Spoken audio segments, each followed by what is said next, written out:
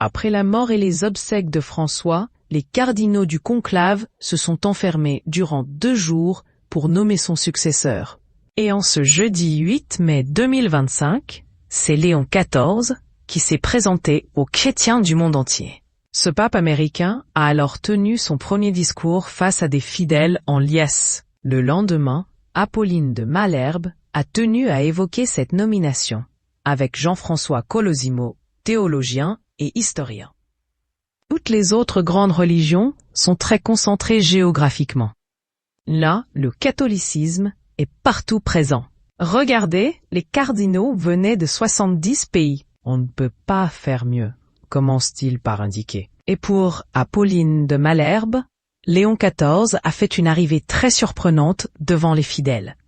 J'étais très frappé, vous l'avez peut-être remarqué, à la fois par son petit sourire en coin lorsqu'il est apparu, mais aussi par ses yeux émus, dit-elle, visiblement étonnée de voir un chef d'État si ému. Mais voilà que l'historien donne les dessous de cette scène. Il sortait de la chambre des larmes.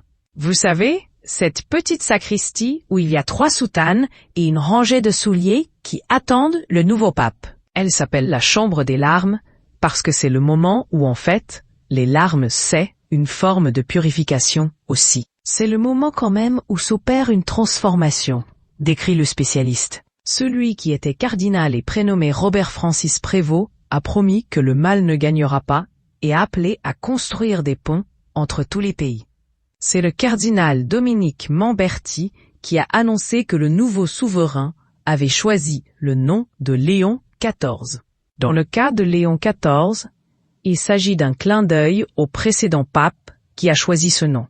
Léon XIII, pape entre 1878 et 1903. Celui-ci, dans un ouvrage titré Rerum Novarum, publié en 1891, défendait les droits des travailleurs à disposer d'un salaire équitable et à avoir des conditions de travail sûres. Ce document a précisé la pensée de l'Église face aux conséquences de la révolution industrielle, précisent nos confrères de BFM TV.